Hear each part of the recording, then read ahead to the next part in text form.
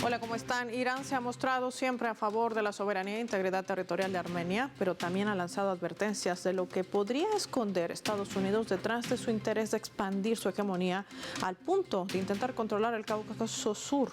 Hoy vamos a analizar qué sucede con ese acuerdo de paz entre Armenia y Azerbaiyán y el corredor que impulsa Estados Unidos. Bienvenidos.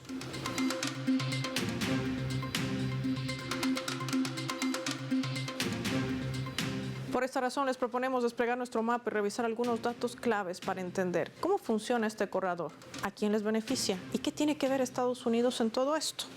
Vamos a desplegar nuestro mapa mundi e identificar de color amarillo Armenia y de color azul Azerbaiyán. Con una línea roja vamos a identificar la ruta terrestre de este corredor. De Zangezur, que tendría una longitud de 43 kilómetros, el cual busca conectar a Bakú con el enclave de Najicheván, atravesando la región del Cáucaso Sur.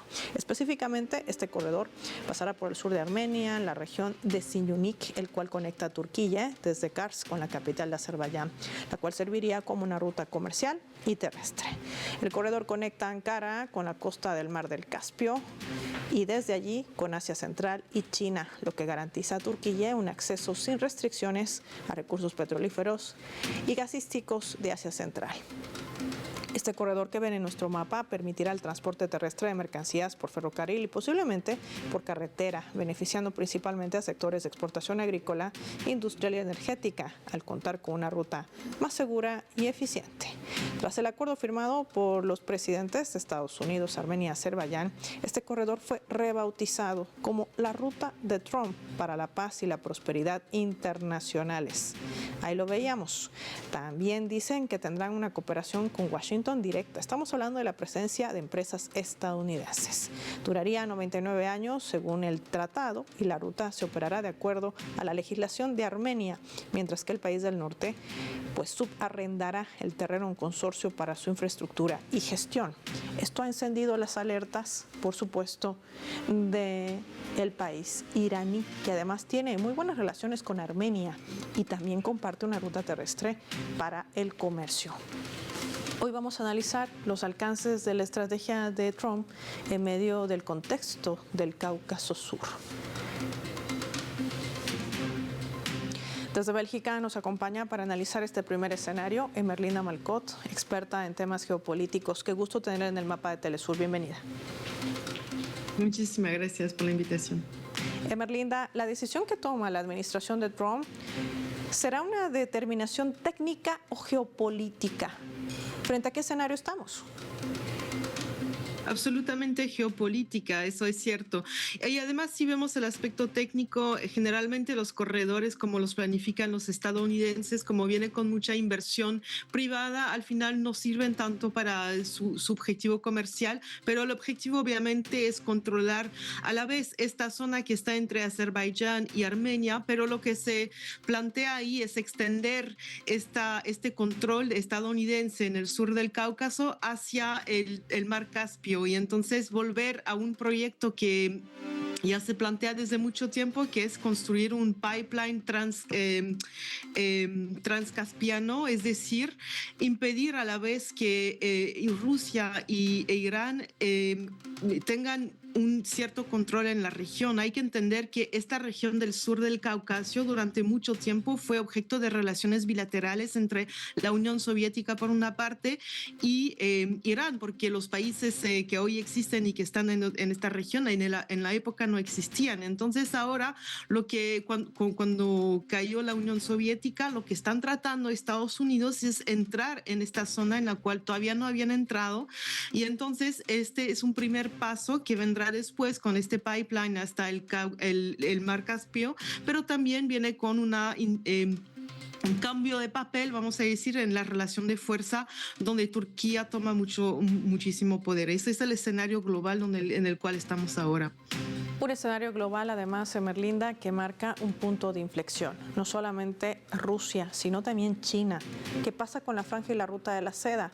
¿Qué es lo que está visorando Estados Unidos para minar, por cierto, lo que hoy podría considerarse con esta estrategia un maquillaje de ese supuesto acuerdo de paz entre Armenia y Azerbaiyán? Es decir, a Trump no le interesa una pacificación del mundo, sino tener réditos de la utilización de esos mecanismos. Pues lo que se está planteando, si vemos el caso de Armenia, por ejemplo, es muy claro. Armenia pertenecía a la Organización del Tratado de Seguridad Colectiva, que era este tratado de seguridad firmado entre los ex países satélites de la URSS o países de la URSS que benefician de un acuerdo de seguridad especial con Rusia.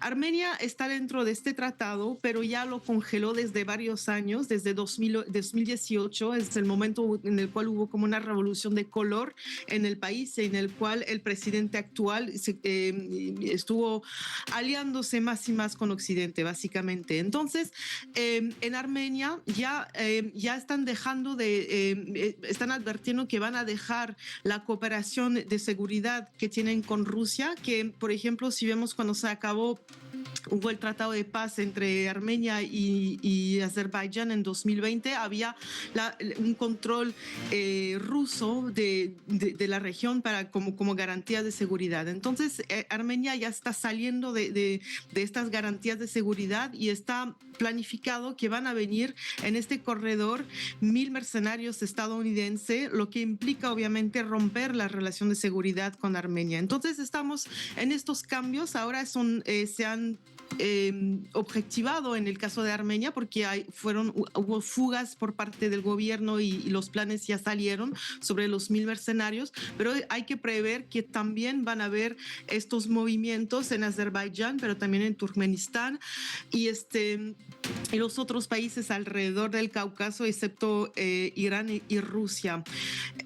Tomar en cuenta también que hay una convención entre los 5 países alrededor del Mar Caspio, que son Rusia, Kazajstán, Azerbaiyán, Turkmenistán e Irán, y que estos países tienen un acuerdo diciendo que en el Mar Caspio no pueden haber tropas extranjeras a esos 5 países. Entonces hay varios acuerdos que controlan la región para que no esté Estados Unidos, y lo que está haciendo ahora es implementar sus bases militares en la región. Básicamente es eso bajo el pretexto del comercio.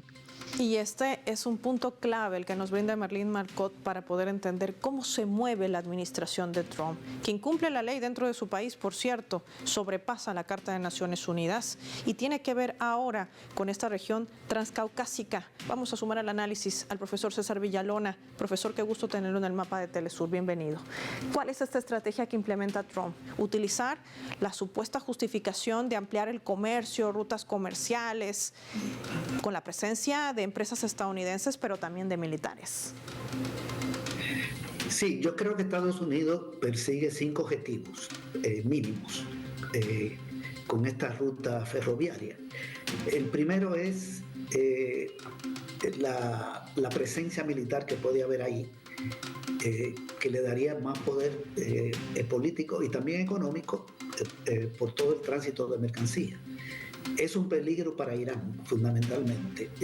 Las autoridades de Armenia están diciendo que el acuerdo de paz que acaban de firmar establece en el artículo 12 que no puede haber presencia militar en la frontera entre los dos países. Bueno, pero hay otra frontera de cada país con Irán. Cada uno tiene frontera con Irán. Podría militarizarse esa frontera, la de Armenia, y se podría militarizar la de Azerbaiyán. Ya se sabe cuál es la política de Estados Unidos frente a Irán, la política de la Unión Europea, el ataque que recibió Irán, de Israel y de Estados Unidos. Esto no tiene nada de nuevo. Entonces hay una amenaza, que es lo principal que está diciendo el gobierno de Irán con toda razón.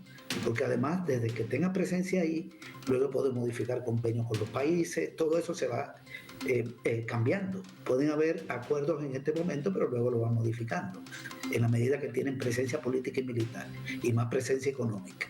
Pero esta es la parte, yo diría, que tiene que ver con los aspectos más políticos y militares.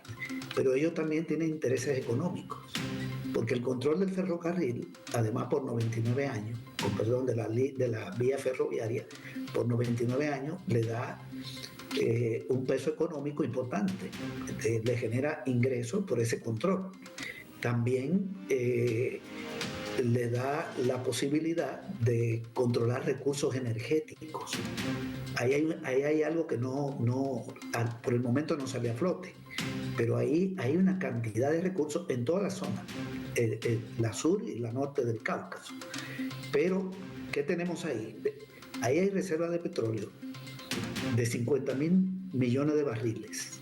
Estamos hablando de la misma cantidad de petróleo que tiene Libia, para poner un ejemplo, y un poco menos que lo que tiene Estados Unidos.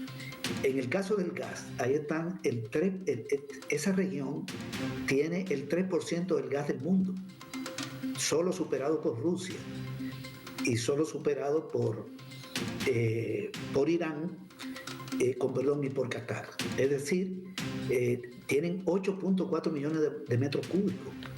Eso supera la cantidad que tiene Estados Unidos en este momento, que ocupa el lugar 7 y no llega a 6 millones. Es decir, hay un interés en recursos, hay muchos minerales. El otro es el control de la biodiversidad de esa región, porque hay una pensada de largo plazo. Especies animales, especies de plantas, para la industria química, farmacéutica. Es una región rica. Y lo otro es afectar los ingresos de Irán, porque en este momento hay una cantidad de mercancías que circulan entre Azerbaiyán y el enclave que ellos tienen, que tiene Azerbaiyán en territorio, o sea, no está pegado de su territorio, sino hacia Armenia, que es Najicheván, y pasan por territorio iraní, una parte de ese comercio. Irán es una especie de puente entre el Mar Caspio y el Oriente Medio. Sí. Y va a ser afectada esa ruta. Hay 44 kilómetros de esa frontera que serían afectadas por esta línea ferroviaria. Sí. Entonces a Irán le dan un golpe económico, una amenaza militar, y Estados Unidos controla recursos. Ese es más o menos el esquema que yo creo que ellos tienen pensado. Y está en la lógica de controlar las rutas comerciales, que ya lo van a intentar también, o lo intentaron con el ataque a Irán, ver si controlaban ahí la zona de Makran. Les interesa el estrecho de Malaca. Estados Unidos está en eso, igual que el canal de Panamá, etc. Me parece que está dentro de su estrategia. Sí. de control. Sí, y toda esta estrategia que además demuestra que Estados Unidos no abandona su política de confrontación. Quiero pedirle a Merlinda y también al profesor Villalona que se mantengan en línea con el mapa de Telesur. Vamos a marcar una pausa. Cuando regresemos, hablemos de esas alianzas que se traza en este caso la República Islámica de Irán para contrarrestar el intento de avance de la hegemonía para controlar el Cáucaso. Lo analizamos también en este programa, no sin antes revisar nuestra escala.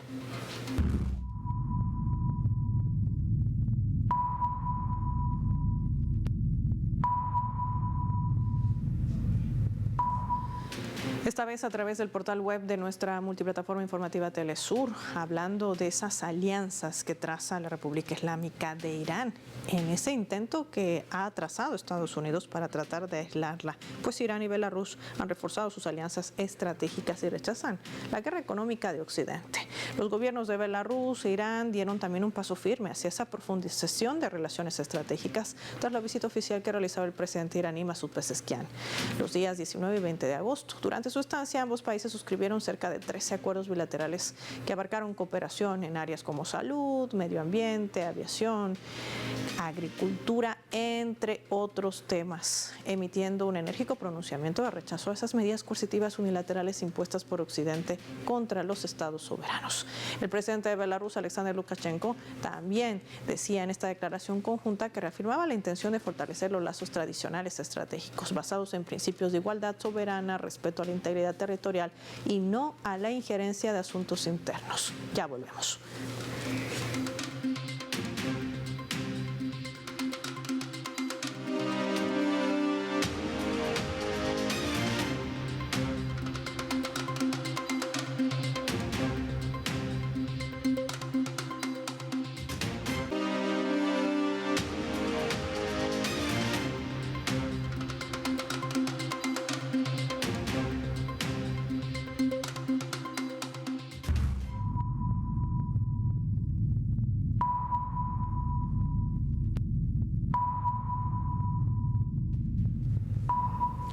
Vamos a sumar otro elemento también para el análisis a través de la fotografía. En la imagen vemos las banderas de Armenia, de Azerbaiyán, de Georgia, de Irán, de Rusia y de Turquía. Y es que en la primera visita oficial que hizo el presidente iraní, Masoud Pezeshkian, a Armenia entre el 18 y 19 de agosto, antes de pasar a Belarus, ha reimpulsado la plataforma de este formato 3+3 y nuevos acuerdos. Pero más allá de los mensajes políticos en medio de estas tensiones de advertencia por la expansión de la hegemonía de Estados Unidos en el Cáucaso, detrás de este corredor denominado hoy Trump están las alianzas y el impulso de un corredor internacional norte-sur. ¿Qué representa este movimiento, esta reactivación? Lo analizamos con nuestros invitados. Emerlinda, hay bastante interés en esta región. Ya lo hemos visto por qué. ¿Qué está detrás de todo este movimiento de Estados Unidos? Pero la reactivación de este formato también podría tener beneficios, no solamente para la República Islámica de Irán, sino sobre todo para algo fundamental, que creo que debería ser una premisa: garantizar la paz y la estabilidad en esa región. Sí, mira, y además es algo muy importante porque si tomamos la historia de las relaciones, por ejemplo, entre Rusia e Irán, no es tan fácil. Son dos países, primero son dos grandes potencias y tienen una historia complicada. No fue una historia de relación pacífica entre los dos países. Entonces, hoy están obligados a ponerse en la mesa y encontrar un terreno para escucharse y tener acuerdos a pesar de esa historia complicada que tienen. Entonces, eso explica, por ejemplo, que cuando se firmó el acuerdo de alianza estratégica entre Irán y Rusia, no fue tan profundo como es lo que une el acuerdo entre Rusia y Corea del Norte, por ejemplo, cuando objetivamente visto del exterior uno podría pensar que este nivel de alianza estratégica hubiera sido necesario, pero como cada uno de los países tiene su historia y tiene un poco de frialdad en entrar en estas alianzas estratégicas, entonces lo que estamos viendo ahora es que en estas relaciones se está construyendo la confianza a pesar de una historia complicada. Estamos viendo también que Belarus está en la mesa también y que estamos viendo que lo que se dibuja aquí obviamente es una cooperación en la construcción de este mundo multipolar con una agresión bastante fuerte por Estados Unidos y sus aliados en la región, aliados que siempre van a ser traicionados al momento que Estados Unidos necesita. Entonces, esta es la construcción de una alianza sobre una base histórica un poco complicada y entonces ya están encontrando a dónde poner los pasos y a dónde fortalecer y no entrar en una alianza que sea facticia o que sea poco durable. Lo que necesitan es una alianza que dure en el tiempo. Es exactamente el mismo problema que tienen Rusia, que tiene China e India, y también Rusia y China también, pero Rusia e India que tuvieron históricamente grandes diferencias. Entonces tienen que construir alianzas durables dentro de una historia que no da el paso para esto. Ese es el gran objetivo, y hemos visto que entre Irán y Rusia lo que está pasando ahorita alrededor de, a la vez, este corredor del corredor estadounidense, como lo llama Irán, o también lo que va a pasar, porque va a pasar en el mar Caspio, esos dos elementos van a construir una relación mucho más durable entre los dos países porque lo necesitan realmente. En medio de todo este escenario también se avisora el manejo que tienen, por ejemplo, países europeos. De esto me gustaría analizarlo junto a César Villalona, al cual le invito también con nuestros televidentes a revisar nuestra leyenda.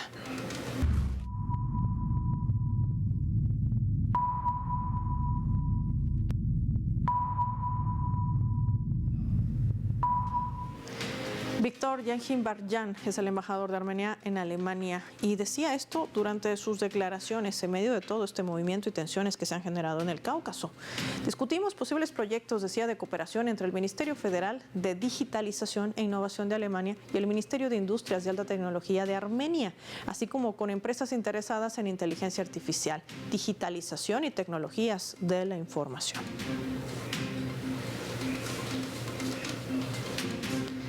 Yajin Baryan parece que está marcando aquellas intenciones, ese acercamiento, profesor Villalona, que le plantea hoy Alemania, una Alemania desindustrializada, gracias a someterse al juego geopolítico de Estados Unidos. Ha perdido todo ese campo de los automóviles eléctricos, dando paso, por supuesto, a la gran potencia china. No es casual, pero hoy trata de utilizar este acercamiento con Estados Unidos para tratar de impulsar su área tecnológica. ¿Forma parte de esta estrategia de guerra?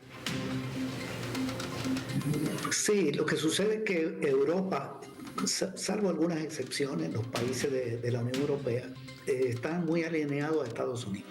Esto ha quedado muy claro, sobre todo ahora con la guerra en Ucrania. Europa está bastante sometida por el lado del gasto militar, la venta de armas, o mejor dicho, la compra de armas a Estados Unidos, la compra de energía.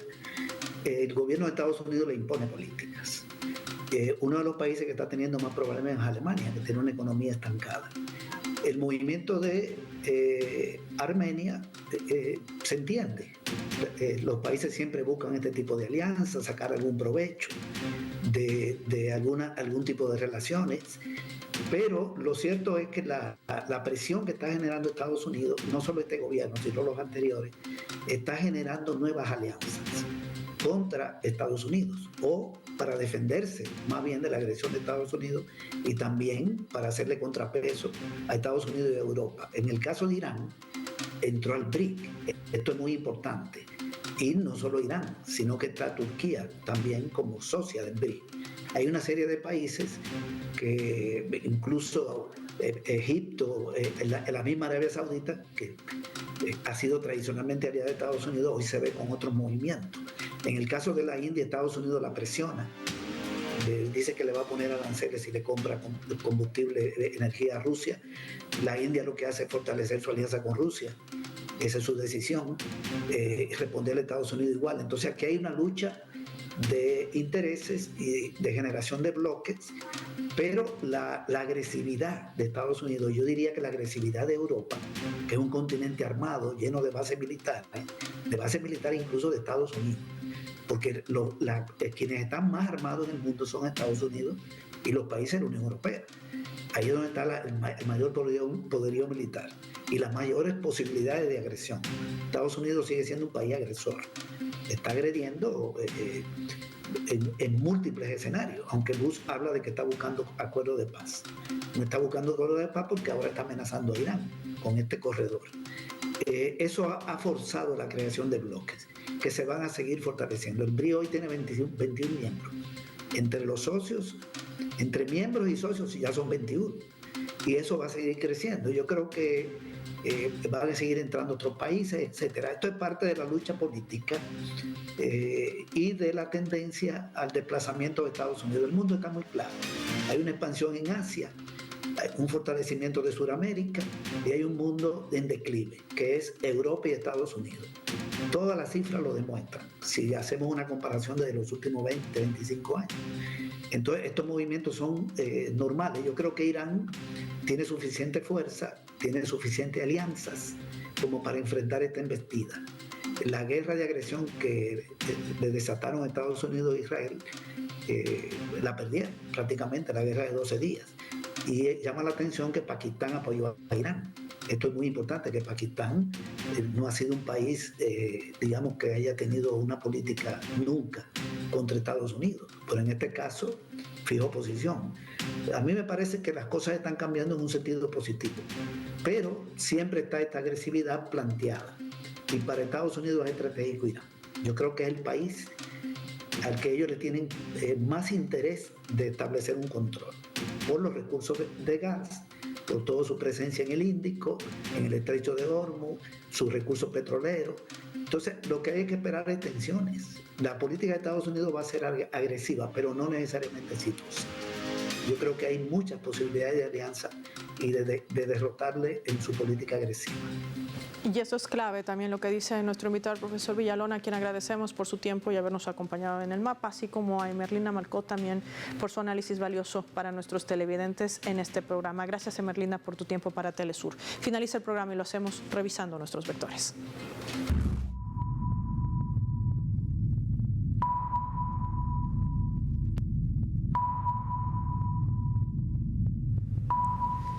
Nuestro radar en el mapa hoy nos refleja las 3 claves sobre este tema. Estados Unidos quiere controlar el Cáucaso. 1.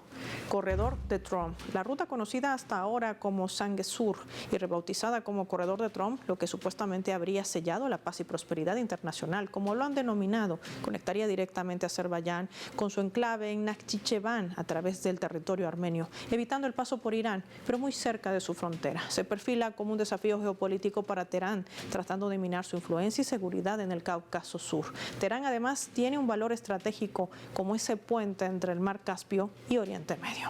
2. Alianzas. Sin embargo, Irán ha venido fortaleciendo las relaciones con Armenia y decide reactivar su plataforma en el formato 3+3 y nuevos acuerdos que incluyen a países como Azerbaiyán, Georgia, Rusia y Turquía, concebida tras la guerra del año 2020 y promovida en los últimos años por Irán como un contrapeso a la influencia de Estados Unidos y la Unión Europea. Esto podría impulsar aún más el proyecto de construcción de un segundo puente en la frontera armenia-iraní, que podría ejecutarse en el corto plazo y reforzar así los vínculos comerciales, como es el corredor internacional norte-sur. 3. Estrategia. Estados Unidos pretende minar la región transcaucásica, maquillando acuerdos económicos con empresas gringas, tratando de contrarrestar también la influencia no solamente de Irán, también de China y de Rusia en su intento por cambiar el equilibrio regional. No es un paso técnico, es absolutamente geopolítico, lo que podría afectar a Armenia en un futuro e intentar golpear también a la franja y la ruta de la seda, en un intento por marcar esa pulseta de poder. Y todo esto se suscribe a la paz en esa región, que se ve amenazada, lo que Estados Unidos no puede entender, que Irán ha trazado estrategias más concretas y que esto podría significar también una nueva correlación de fuerzas. Soy Paola Pérez y nos vemos en la siguiente edición del Mapa.